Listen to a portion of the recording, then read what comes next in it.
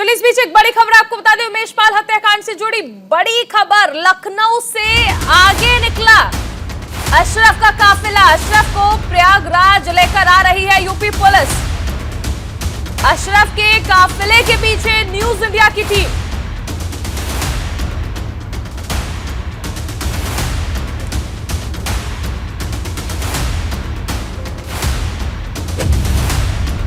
हमारे साथ सहयोगी नीरज गुप्ता जुड़ गए हैं। नीरज, एक बड़ी खबर, आप लगातार पीछे चल रहे हैं अशरफ के काफिले के। कहां तक ये काफिला पहुंच चुका है और आगे अभी क्या आप देख पा रहे हैं, किस तरह की तस्वीरें हैं वहां पर? बिल्कुल, देखिए अशरफ का जो काफिला है वो से आगे निकल चुका है।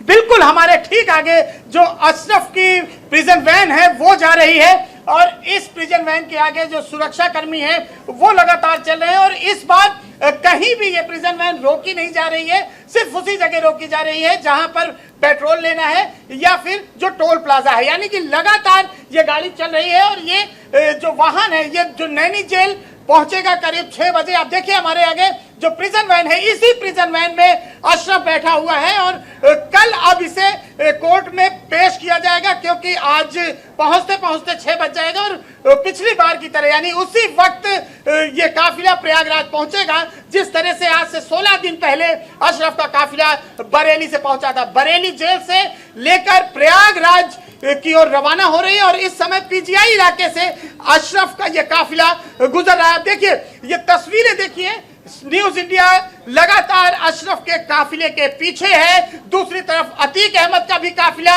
वो भी प्रयागराज पहुंच रहा है और इधर अतीक अहमद के साथ साथ अशरफ का भी काफिला लखनऊ से निकल रहा है। आगे टोल प्लाजा पहुंचेगा और लगातार ये गाड़ी देखिए चल रही है और उसके आगे दिखाएंगे किस तरह तमाम सुरक्षा कर्मी उस सुरक्षा घेरे को बनाकर आगे चल रहे हैं। और ये पुलिस को लगातार पुलिस को ये भी डर है कि कहीं किसी तरह की अनहोनी ना हो, चूंकि जिस तरह का अपराधी कहा जाता है अशरफ है या अतीक अहमद है, कहीं वो खुद पे भी हमला करा ले। तो इसके लिए सुरक्षा के तमाम इंतजाम यहाँ पर किए गए हैं। इसी वैन में, इसी प्रिजन वैन में जिसके ठीक पीछे न्यूज इंडिया की गाड़ी है, इसी प्रिजन वैन में अशरफ मौजूद है।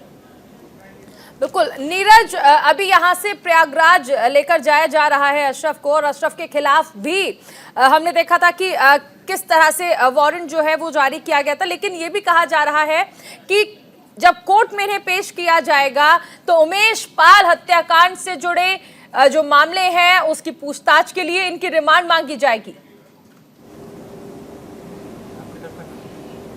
जी बिल्कुल, उमेश पाल से जुड़े हुए मामलों की रिमांड के लिए ही अशरफ और अतीक अहमद को एक बार फिर से प्रयागराज ले जाया जा रहा है, क्योंकि ये पूरी प्लानिंग और प्लॉटिंग जो की गई थी वो अशरफ और अतीक अहमद ने ही की थी। सारे शूटरों को मिलना, और आखिरी बार जो तमाम शूटर्स थे वो अशरफ से ही मिले थे बरेली जेल में, और उसके बाद ये पूरा कांड हुआ। इस कांड ने चूंकि पूरी राजनीतिक हल्के में भूचाल मचा दिया था। ये अशरफ का काफिला है और ये लगातार देखिए चल रहा है और 6 बजे का वो वक्त होगा जब नैनी सेंट्रल जेल ये काफिला पहुंचेगा। एक तरफ से अतीक का काफिला पहुंचेगा, दूसरी तरफ से अशरफ का काफिला पहुंचेगा और कल इन्हें कोर्ट में पेश किया जाएगा और पुलिस इनकी रिमांड भी मांगेगी, क्योंकि इनसे पूछताछ बहुत जरूरी है। और तभी जो तमाम रहस्य हैं जो कि अभी पर्दे में है, शूटर्स कहाँ गए हैं और किसके माध्यम से गए हैं, उन्हें किस तरह से बाहर भगाया गया, ये सारी जानकारी इन्हीं दोनों माफिया ब्रदर्स के पास है। क्योंकि पूरा प्लान इन्होंने ही बनाया था, इसलिए पुलिस पूछताछ के लिए रिमांड मांगेगी और रिमांड में ही ये पता चलेगा कि आखिर उमेश पाल की हत्या के पीछे क्या वजह थी, हत्यारे कहाँ गए हैं, इसके अलावा अतीक अहमद का जो बेटा फरार है वो कहाँ है। तमाम चीजों की जो पर्दा उठेगा रहस्य से, वो तभी उठेगा जब इन दोनों से पूछताछ होगी आमने सामने बैठाकर। नीरज, एक चीज तो स्पष्ट है, जिस तरह मुख्यमंत्री योगी आदित्यनाथ ने कहा था कि माफियाओं को मिट्टी में मिला दूंगा, और ऐसा ही हमने कल बयान भी सुना था जब अतीक अहमद की ओर से कहा गया था कि मेरा पूरा परिवार बर्बाद हो गया है, सारी माफियागिरी जो है वो भी निकल चुकी है, फिर आखिर परिवार को क्यों परेशान किया जा रहा है। दूसरी तरफ हम ये भी देख रहे हैं कि अतीक ये भी कह रहा है बार बार कि नीयत साफ नहीं लग रही है, यानी कहीं ना कहीं डर जो है माफियाओं के अंदर वो अब नजर आने लगा है। जी बिल्कुल, देखिए माफियाओं के अंदर डर है और खास तौर पर जिस तरह से उत्तर प्रदेश के मुख्यमंत्री योगी आदित्यनाथ ने कहा था कि माफियाओं को मिट्टी में मिला देंगे, और ये बात शायद अतीक अहमद ने भी सुनी और शायद कई बार सुनी कि किस तरह से मुख्यमंत्री योगी आदित्यनाथ ने साफ कहा कि उत्तर प्रदेश में माफियाओं के लिए कोई जगह नहीं है, अपराधियों के लिए कोई जगह नहीं है। तो इस बात को वो जानता है और शायद उसने सरेंडर भी इसी मामले में बताते हुए किया है, अपने आप को प्रस्तुत किया कि हाँ मैं मिट्टी में मिल चुका हूं, मेरी माफियागिरी खत्म हो गई है और अब मेरे परिवार को घेरा जा रहा है। यानी कि मासूम बनने की जो कोशिश है, इस तरह के अपराधियों को जब भी ये फंसते हैं तो वो मासूम अपना चेहरा दिखाते हैं, जिससे कि वो कहीं ना कहीं जो जनता है उसका जो सिंपैथी है वो पा सके। आपको याद होगा कि अतीक अहमद को लेके कुछ पोस्टर्स भी इलाहाबाद को में लगाए गए थे, जिसमें कहा गया था कि सवेरा होगा और जो है सच छुप नहीं सकता। तो तमाम पोस्टर्स भी लगाए गए थे, यानी कि हर तरह से सिंपैथी गेन करने के लिए। और हालांकि अब एक बात साफ हो गई है कि मुख्यमंत्री ने कहा है कि किसी भी माफिया को बख्शा नहीं जाएगा। तो जिस तरह से उत्तर प्रदेश का एक बड़ा माफिया अतीक अहमद और अशरफ यानी माफिया ब्रदर्स अब इस समय पुलिस के चंगुल में हैं और लगातार न्यायपालिका का सामना कर रहे हैं, जिसमें अतीक अहमद को सजा भी हो चुकी है आजीवन कारावास की। तो अब इन्हें साफ हो गया है कि अब हम बचने वाले नहीं हैं, लिहाजा वो अपनी जबान से सरेंडर कर रहे हैं कि अब हम खत्म हो गए हैं, हमने सब ऐसे काम बंद कर दिए जो माफियागिरी के काम थे, अब हमें परेशान न किया जाए। अतीक अहमद ने कहा कि अब हमें रगड़ा जा रहा है, मतलब कि उसे साफ संदेश मिल चुका है कि उत्तर प्रदेश सरकार, योगी सरकार ऐसे माफियाओं को बख्शने वाली नहीं है। देखिए एक बार फिर से ये नजारा कि किस तरह से प्रिजन वैन आगे जा रही है। इसके अंदर अशरफ बैठा हुआ है, करीब 12 पुलिसकर्मी इस प्रिजन वैन के अंदर है और 7 से 8 पुलिसकर्मी इसके आगे चल रहे हैं और हमारी गाड़ी न्यूज इंडिया की गाड़ी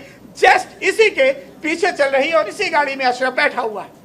नीरज, एक चीज और है, अभी प्रयागराज पहुंचा नहीं है अतीक अहमद का काफिला, अशरफ का काफिला, लेकिन उससे पहले ही आप देखिए कि किस तरह से हर तरफ से कमर तोड़ने की कोशिशें हैं।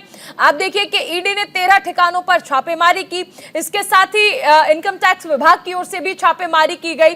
तो कहा जा सकता है कि हर तरीके से अतीक अहमद को कमजोर करने की जो कोशिशें हैं वो की गई और वो कोशिशें सफल भी हुई हैं। जी बिल्कुल, देखिए अतीक अहमद के जो आर्थिक साम्राज्य था, जो उसने अपनी जराइम की दुनिया से बहुत बड़ा आर्थिक साम्राज्य जो हजारों करोड़ का था उसको बना लिया था और उसी आर्थिक साम्राज्य को तोड़ने का काम किया गया है। तमाम जो जमीनें थी, जो अवैध कब्जे थे, उनको हटाया गया। जब आर्थिक साम्राज्य किसी अपराधी का खत्म हो जाता है तो वो कमजोर होता है। सबसे मजबूत कड़ी होती है जब अपराधी के पास पैसा होता है तो वो चुनाव लड़ता है और राजनेता बनता है। अगर पैसे नहीं होंगे तो निश्चित तौर पर कहीं ना कहीं उसका दबदबा खत्म होता है। जो रॉबिन हुड वाली जो छवि बना के रखते हैं ऐसे अपराधी, वो छवि खत्म होती है। फिलहाल दोनों भाई इस समय प्रयागराज की ओर रवाना हो रहे हैं। दोनों भाइयों की जो प्रिजन वैन है, जो माफिया ब्रदर्स हैं, इनकी प्रिजन वैन धीरे धीरे प्रयागराज की ओर बढ़ रही है। और अगर कहा जाए कि दोनों माफियाओं की उल्टी गिनती शुरू हो गई है और कल अगर पुलिस रिमांड लेती है तो प्रयागराज से राहुल मिश्रा हमारे साथ जुड़ गए हैं। बिल्कुल आप नजर बनाए रखें नीरज, राहुल मिश्रा जुड़ गए हैं। राहुल, इस वक्त क्या इंफॉर्मेशन है आपके पास? अतीक अहमद का काफिला कितनी देर में पहुंचेगा प्रयागराज? जी आपसे बता दें कि अतीक अहमद की जो गाड़ी थी खराब होने का, राजस्थान में गाड़ी जो खराब हो गई थी उसके कारण वो लेट पहुंच रहा है और पहुंचने का टाइम उसका लमसम बताया जा रहा था कि 2 बजे तक पहुंच जाएगा, लेकिन टाइम बढ़ करके 4:30 से 5 बजे तक वो पहुंच जाएगा प्रयागराज। और प्रयागराज में अशरफ भी और अतीक अहमद दोनों पहुंचेंगे। और उसके बाद आपसे बता दें कि अभी यहाँ पर प्रशासनिक अधिकारी क्या है, प्रशासनिक अमला गए हैं, वो 4 चौगुना अपनी जो जगह छावनी बना रखे हैं, नैनी सेंटर जेल के हैं और सीजीएम कोर्ट के सामने आपसे बता दें 4 बैरियर बनाए हुए हैं कि ऐसी कोई घटना न घटे। लेकिन हाँ, आपसे बता दें सबसे बड़ी महत्वपूर्ण बात यह है कि अतीक अहमद के जो गुर्गे थे, गुर्गे के आसपास जो परिजन थे, परिजन भी नहीं दिखाई दे रही है, क्योंकि ईडी जांच यहाँ पे अतीक अहमद आ रहा है, अशरफ आ रहा है, वहां पे जो ताबड़तोड़ कार्रवाइयां हैं वो ईडी जांच से लेकर करके जितनी आसपास उसके जितने गुर्गे रहा करते थे, जो चाहे उसे वकील हो, सब पे कार्रवाई हो रही है। अतीक अहमद का जो बोलबाला था, आज कहीं ना कहीं उसके मन में भय है। वो अतीक अहमद जो जेल को अपना घर समझता था, आज उस जेल को जेल समझ रहा है, क्योंकि उसका जो भय था वो उसे खाकी और सफेद पोश वाले सब साथ देते थे।